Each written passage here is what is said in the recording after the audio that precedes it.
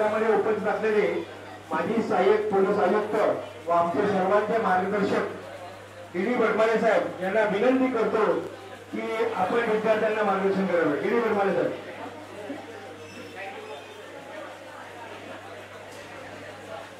Tathagata Gautam Buddha विश्वरत्न doctor Babasaheb Ambedkar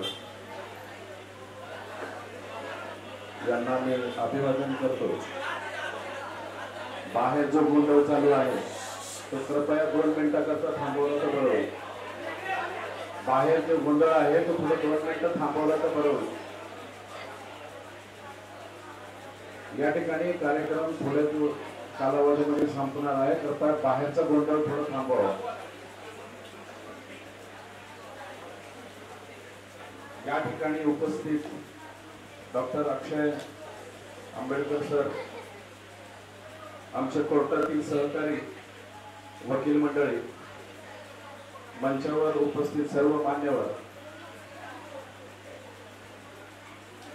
मी police दलामध्ये 35 वर्ष सेवा करून सेवानिवृत्त झालेलो आहे आणि गेले 5-6 वर्ष मी याच ठिकाणी एक कन्सल्टंट म्हणून काम करत आहे।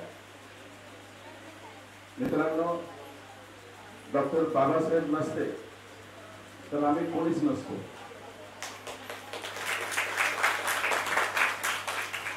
मला आठवतं 1ली ते 5वीचा वर्ग की ज्या ठिकाणी आम्ही घरात आपण पोतं असतं पाय पुसायला असतात, असं पोतं घेऊन आम्ही आपली पाठी घेऊन शाळेत जायचो आणि खेड्यापाड्यामध्ये आम्हाला लांब बसवलं जायचं, चहा लांबून दिला जायचा। हे सगळं आम्ही डोळ्यांनी पाहिलेलं आहे। विहिरीवर पाणी भरताना अगोदर स्वर्णाने पाणी भरायचं, नंतर गणिताने पाणी भरायचं। माझी मुलगी आज ॲडव्होकेट आहे, माझा मुलगा बिझनेसमध्ये आहे। गावी शेताकडे जाताना माझी मुलगी म्हणाली की पप्पा आपण दोघं एका मोटरसायकलवर जाऊया, बाकीच्यांना कारने जाऊया। आणि आम्ही दोघं कारने जाण्याच्या ऐवजी मोटरसायकलवर आम्ही दोघं बापलेट निघालो होतो आणि वाटेमध्ये तिने सांगितलं की आपण उसाचा रस पिऊया। आणि एका ठिकाणी थांबलो आणि त्याला सांगितलं त्या दुकानदाराला की या ठिकाणी आजूबाजूला कुठलं गाव नाही आहे, तर उसाचा रस प्यायचा आहे। आमचे मुंबईचे राहणीमान, कपडे, चांगलं दिसणं, त्या ठिकाणी आम्ही थांबलो आणि त्याने किती पाहिजे, आम्ही मला मी प्रत्येकी 2 ग्लास पिणार आहोत। तर त्याने आमच्यासाठी ते ज्यूस करायला सुरुवात केली, त्या चरख्यामध्ये ऊस वगैरे टाकून। तर माझ्या मुलीने प्रश्न विचारला की दादा इथे या बाजूला आजूबाजूला कुठलं गाव नाही आहे आणि तुम्ही हे दोन्ही गावाच्या मध्ये तुमचं हे ऊसाचं केंद्र आहे, तर तुम्ही कुठल्या गावचे? माझ्या मुलीचा प्रश्न होता, तुम्ही कुठल्या गावचे? त्याचं उत्तर होतं, मी मराठा समाजाचा। माझ्या मुलीने विचारलं, मी तुम्हाला कुठल्या गावचे हा प्रश्न विचारलेला आहे, तुम्ही कुठल्या समाजाचे आहेत हा प्रश्न नाही विचारलेला। तर गावाकडे आज आपला देश स्वतंत्र होऊन 70-80 वर्ष झाले तरी पण ती जातीयता अजून गेलेली नाही, हे दर्शवणारा तो क्षण होता। माझ्या मुलीने पुढे प्रश्न विचारला की तुम्ही मला जात का सांगत आहात? त्याने सांगितलं की जर का या ठिकाणी एखाद्या मागासवर्गीयाने जर दुकान टाकलं तर त्या ठिकाणी कोणी ज्यूस प्यायला थांबणार नाही, मला माझी जात अगोदर सांगावी लागते, तरच या ठिकाणी लोक ज्यूस पितात। हे शोकांतिक आहे। तर तुम्ही जे तरुण मंडळी आहात, तुमच्याकडून अपेक्षा आहे की हे जातीभेद कुठेतरी नष्ट झाला पाहिजे, याकरिता आपण प्रयत्नशील राहिलं पाहिजे। एक म्हण आहे, जी जात नाही ती जात, परंतु यातून कधीतरी आपल्याला बाहेर पडणं गरजेचं आहे। मी पोलीस दलामध्ये असताना अनेक प्रसंग मला पाहायला मिळाले, त्यावर मी कदाचित पुढच्या वर्षी पुस्तक पण लिहिलं। पण एक खूप छान आठवण माझ्याकडे आहे की माझी बदली अकोला येथे झाली होती आणि अत्यंत संवेदनशील ठिकाणचं पोलीस स्टेशन मध्ये मला सिनियर PI म्हणून निवडणूक केली होती। त्या ठिकाणी निवडणुका झाल्या। त्या ठिकाणी निवडणुका झाल्यानंतर तिथे बाळासाहेब आंबेडकरांच्या पक्षाचे काही प्रतिनिधी निवडून आले, त्यामध्ये 22 वर्षाची मुलगी निवडून आली। BJPचे कार्यकर्ते निवडून आले, काँग्रेसचे निवडून आले, आणि त्रिशंकू नगरपालिका होईल असं झालं. आणि का माहिती नाही, माझं काम तिथलं जे पाहून संपूर्ण अकोलाचे सगळे नगरसेवक त्या ठिकाणी पोलीस स्टेशनला आले आणि टीव्हीला ब्रेकिंग न्यूज सुरू झाली की सर्व नगरसेवक तापकी रोड पोलीस स्टेशनला जमा आहेत. मला एसपीने फोन करून विचारले की वडमरे असं काय आहे तुमच्याकडे की सगळे नगरसेवक तुमच्याकडे आलेले आहेत आणि थोड्याच वेळात तिथले बीजेपीचे आमदार साहेब पण आले. मला विचारलं एसपीने काय आहे तुमच्याकडे, म्हणलं मला माहिती नाही काय, पण आलेले आहेत सगळे आणि ते जमा झालेले आहेत. आणि त्या ठिकाणी मला त्यांनी बाहेर बोललं, सगळ्या नगरसेवकांची बसायची व्यवस्था केली, त्यांना चहा वगैरे दिला, सगळ्यांचा पोलीस स्टेशन तर्फे पोलीस दलातर्फे आम्ही सत्कार केला, अभिनंदन केलं. आणि मी विचारलं की तुम्ही इथे का आलात? त्यामुळे साहेब तुम्ही एक खूप प्रामाणिक अधिकारी आहात आणि आमची त्रिशंकू नगरसेविका नगरपालिका होण्याची शक्यता आहे. तर आम्ही असं ठरवलं की वडमारे साहेब जे सांगतील त्याला आम्ही महापौर करू. मला तुम्ही नक्की माझं ऐकणार आहात का? तर म्हणलं हो. मी सांगितलं या ठिकाणी सगळ्या नगरसेवकामध्ये सगळ्यात लहान कोण आहे ते तिथे 22 वर्षाची तरुणी, ती त्या ठिकाणी नगरसेविका म्हणून निवडून आली होती आणि मी तिचं नाव सजेस्ट केलं, हिला तुम्ही नगराध्यक्ष कराल का? ती मुलगी तापकी रोडच्या झोपडपट्टीमध्ये निवडून आलेली मुलगी होती आणि सगळ्यांनी त्याला एक वाक्याने हात वर करून सांगितलं की यस, उद्यापासून ही आमची महापौर.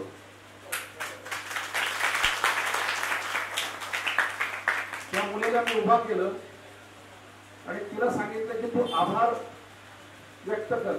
मला म्हणे काका मला भाषण करता येत नाही. मला बिलकुल घाबरू नको, मी आहे, मी जोपर्यंत आहे मी तुला वडील म्हणून इथं उभा राहतो, पण तू उद्यापासून नगराध्यक्ष होणार आहेस, या ठिकाणी महापौर होणार आहेस. तिला लाल दिव्याची गाडी देण्यात आली. झोपडपट्टीमध्ये जायला लाल दिव्याच्या गाडीला रस्ता नव्हता. तर मला म्हणे ही गाडी कुठं ठेवू? म्हणजे पोलीस स्टेशनला ठेव आणि इथून पायी चालत जाईल. तर तो जो सन्मान तिला मिळाला आणि पुढे 1 वर्षामध्ये तिने एवढी प्रगती केली आणि अकोल्याचा विकास घडवून आणला. आज मला अकोला सोडून 12 वर्ष झाले, पण आजही मी जेव्हा जातो अकोल्याला त्या ठिकाणी सगळे तेथील सर्व पक्षाचे कार्यकर्ते माझं आवर्जून त्या ठिकाणी माझं स्वागत करतात. मी तिथून अकोला सोडलं तेव्हा मला स्टेशनवर सोडायला 3000 लोक जमा होते. तर हे कमवण्यासाठी फार कष्ट करावे लागतात. मित्रांनो, आमच्या काळामध्ये डॉक्टर, इंजिनियर आणि PSI हे 3च पद अत्यंत महत्वाचे समजले जायचे. PSI हा पूर्ण तालुक्याचा इन्चार्ज असायचा. आता तुम्ही पाहता इथे 15 PSI API तुमच्या गल्लीमध्ये फिरताना तुम्हाला दिसतं. पण आम्ही जेव्हा सिलेक्शन झालं त्या सिलेक्शनच्या वेळेस PSI हा पूर्ण तालुक्याला एकच PSI असायचा आणि ते पद मिळवणं म्हणजे तर फार प्रतिष्ठेचं होतं. आणि कॉम्पिटेटिव्ह एक्झाम, आता तुम्ही जे MPSC सरांनी आमच्या कमरे सरांनी सांगितलं MPSC आणि UPSC, तर MPSC ची आमची पहिली बॅच आणि त्या बॅच मध्ये महाराष्ट्रातून 80 ते 90 मागासवर्गीय विद्यार्थी हे PSI म्हणून सिलेक्ट झाले आणि ते त्यांनी तिथं ट्रेनिंग केलं. ती आमची तुकडी 1983 ची तुकडी म्हणून फेमस आहे. या तुकडीने अख्ख्या महाराष्ट्रातली गुन्हेगारी संपुष्टात आणली. आमच्या 1983च्या तुकडीवर अनेक सिनेमे निघालेले आहेत, अनेक वेब सिरीज निघालेल्या आहेत. मी केलेल्या तपासावर तुमच्यापैकी 80-90% लोकांनी पाहिलेला स्पेशल 26 अक्षय कुमारचा सिनेमा तुम्ही पाहिलेला असेल. तर तो जो गुन्हा आहे CBI ऑफिसरचा, त्या गुन्ह्याचा तपास अधिकारी आज तुमच्या समोर उभा आहे. तर तुम्ही असं काम करा की जेणेकरून तुमचं नाव कायम लोक तुमच्याकडे घेत राहतील. मी काम करत असताना मला असे अनेक विद्यार्थी भेटत गेले. मला आठवतं, तुम्ही ऐकलं असेल 2 वर्षापूर्वी लॉकडाऊन मध्ये साधू हत्याकांड झालं होतं. साधू मारले गेले होते. डहाणू जिल्ह्यामध्ये तालुक्यामध्ये साधूला मारलं गेलं होतं. मी त्या पोलीस स्टेशनला सिनियर म्हणून काम करत असताना माझ्या पोलीस स्टेशनला एक कम्प्युटर रिपेअर करायला एक मुलगा येत होता, हिरेमठ नावाचा. तर तो माझा लॅपटॉप रिपेअर करायचं काही खराब झालं तर, आणि ते एके दिवशी त्याच्या भावाला घेऊन आला माझ्याकडे आणि म्हणाला, सर हा माझा लहान भाऊ सुधीर, याला UPSC करायचंय आणि तो अभ्यास करतो. वडील काय करतात म्हणे, ते सूर्या प्रकल्पावर ते मुकदमा आहे. तो काय करतो, तो कम्प्युटर रिपेअर करतो. लहान भाऊ काय करतो म्हणे, तो सुधीर आताच ग्रॅज्युएट झाला आणि त्याला UPSCचा अभ्यास करायचा. आणि सुधीर हिरेमठ हा माझ्याकडे आले, माझ्याजवळ बसला, तिथे गप्पा मारल्या. मला सर मला 5 मिनिटं आहेत, मला परत जायचं. म्हटलं का, मला अभ्यास करायचा. आणि तो सुधीर हिरेमठ 24 तासापैकी 16 ते 17 तास अभ्यास करायचा UPSCचा. कुठे जंगलामध्ये राहून, त्याला कुठे क्लासेस नव्हते, काही नव्हतं. आणि एके दिवशी माझी तिथून बदली होण्यापूर्वी माझ्या पोलीस स्टेशनला एक पत्र आलं. त्या पत्रामध्येच लिहिलं होतं की सुधीर हिरेमठ यांची IPS म्हणून निवड झालेली आहे आणि सुधीर हिरेमठला पोलीस क्लिअरन्स सर्टिफिकेट पाहिजे. तुम्ही कुठेही नोकरीला गेलात, कामावर गेलात तर तुम्हाला एक PCC लागतात. तुम्हाला माहिती असेल की PCC फार गरजेचं आहे. पोलीसचं क्लिअरन्स सर्टिफिकेट नसेल तर तुम्हाला नोकरी लागत नाही, कुठे कंपनीला काम मिळत नाही. PCC हे गरजेचं आहे. आणि त्या PCC वर मी सही केली की there is nothing adverse against mister Sudhir Hiremath, यांच्या विरुद्ध पोलीस स्टेशनला गुन्हा वगैरे दाखल नाही. आणि पुढच्या 1 वर्षामध्ये सुधीर हिरेमठ ट्रेनिंगला गेले, IPS होऊन आले, मला माहिती नाही कुठे गेले. आणि माझी बदली इथून अकोल्याला झाली. तिथल्या SP ने मला बोलवलं, म्हणे वटमारे आपल्या इथे एक नवीन IPS आलेले आहे, त्यांची मी तुम्हाला ओळख करून देतो. नवीनच आहेत, त्यांना तुम्हाला काही गायडन्स वगैरे करावं लागेल. आणि त्यांनी त्या IPS ऑफिसरला बोलवलं. मी पाहिलं ते सुधीर हिरेमठ आणि ते माझे साहेब म्हणून तिथे आले होते. आणि आम्ही दोघांनी एकमेकाला एकाच वेळेस सॅल्यूट केलं. म्हणजे त्याचं पोलीस क्लिअरन्स मी केलं, ते सुधीर हिरेमठ IPS झाले. मित्रांनो, 10वी 12वी हे वर्ष महत्वाचं आहे. तुम्ही त्यातून 80, 90%, 91%, 95% मार्क मिळवलेले आहेत. हा एक टर्निंग पॉइंट आहे. 12वी हा अत्यंत महत्वाचा टर्निंग पॉइंट आहे. 12वी नंतर तुम्हाला अनेक असं विस्तृत पटांगण मिळतं तुम्हाला खेळण्यासाठी. कुठे जायचंय पण एक कुठेतरी उद्देश ठेवून करा, उद्देश ठेवून काम करा. गमरे सरांनी सांगितले की काहीतरी उद्देश ठेवा. UPSC MPSC नक्की करा. UPSC MPSC मधून फक्त IAS आणि IPS होतात असे नाही, IRS होतात, अनेक IFS होतात, अनेक फॅकल्टीज आहेत. पण उद्देश ठेवा, मला काहीतरी व्हायचंय. पण ते झाल्यानंतर आपल्याला अहम, आपली गरिबी, आपलं घर हे विसरू नका. आपलं मूळ कधीही विसरू नका. तुम्ही गेल्या वर्षी प्रसिद्ध झालेला सिनेमा पाहिला असेल 12th फेल. हा 12th फेल जर कोणी पाहिला नसेल तर पुन्हा एकदा पहा. या 12th फेल मधले जे मेन कॅरेक्टर आहे मनोज शर्मा, ते आपल्या मुंबईला पोलीस उपायुक्त, अपर पोलीस आयुक्त म्हणून काम केले. आता ते दिल्लीला डेप्युटेशनवर आहे. आणि तो पिक्चर मध्ये जी स्टोरी आहे ती 80% खरी स्टोरी आहे. त्यांनी फार मेहनत केली होती आणि ते IPS झाले. तर मित्रांनो, मी इथेच असतो साई रेसिडेन्सी मध्ये संध्याकाळी 4 ते रात्री 10 पर्यंत. मी रिटायर झाल्यानंतर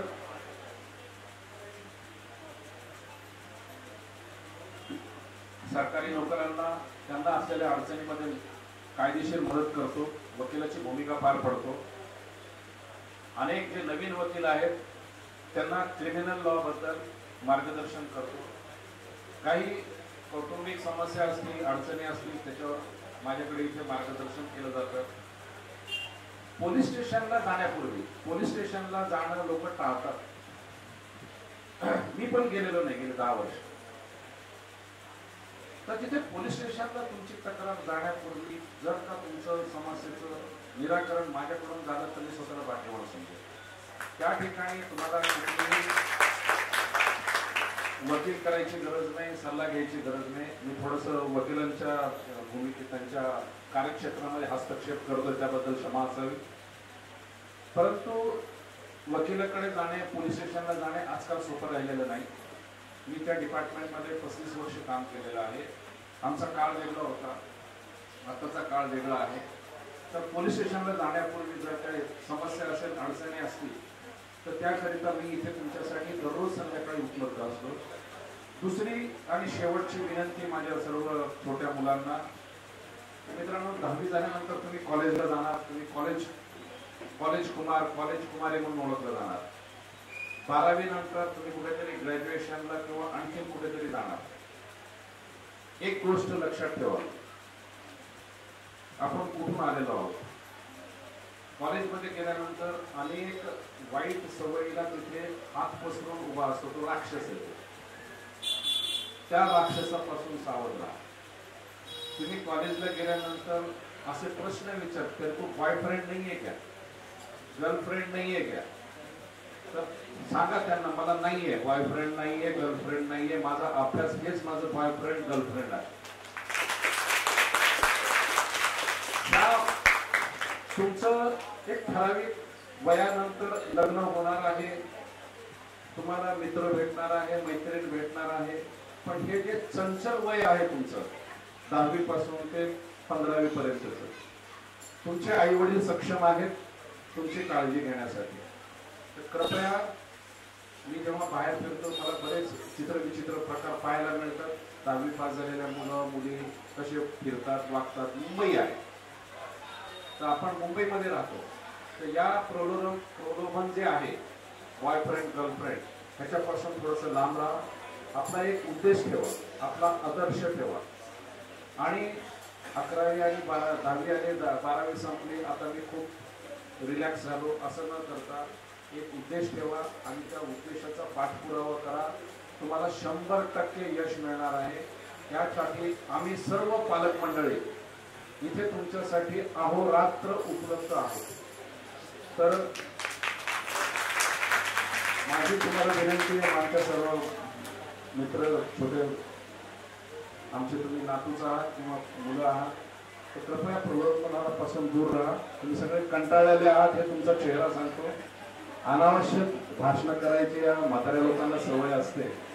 परंतु या ठिकाणी आम्हाला थोडंसं तुम्हाला सांगणं गरजेचं आहे, कारण तुम्ही आम्हाला रोज भेटणार नाहीये. जबरदस्ती तुम्हाला बसवले, दारात लोक उभा केले, तुम्ही बाहेर पडू नये म्हणून. पण या ठिकाणी मी जे 4 गोष्टी सांगितल्या त्या कुठेतरी तुम्हाला हिंट करत राहतील, मारत राहतील डोक्याला, हे मला तुमच्याकडून अपेक्षित आहे. आपण या ठिकाणी डॉक्टर अक्षय यांना ऐकण्यासाठी उत्सुक आहोत आणि त्यांचं भाषण मी अनेक वेळा ऐकलेलं आहे. आम्ही अनेक कार्यक्रमाला सोबत असतो.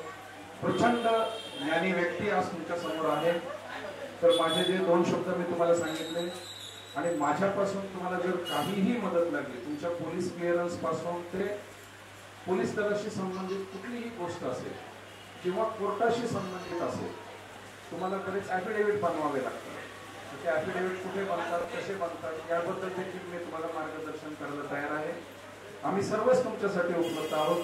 या ठिकाणी मला बोलावून आमचे जे नेहमीचे सहकारी आहेत, अस्वारे सर त्यांच्या वयाच्या 20-22 वर्षापासून माझ्यासोबत आहेत. गायकवाड सर माझ्यासोबत आहेत. संजयजी आहेत. सगळेच हे जे तुमच्या समोर आहेत, तुमच्या समोर जे धडपड करतात हे तुमच्यासाठी करतात. त्यांनी मला इथे आमंत्रित केलं, त्याबद्दल सर्वांचे मनापासून आभार. धन्यवाद. जय हिंद, जय भीम, जय महाराष्ट्र.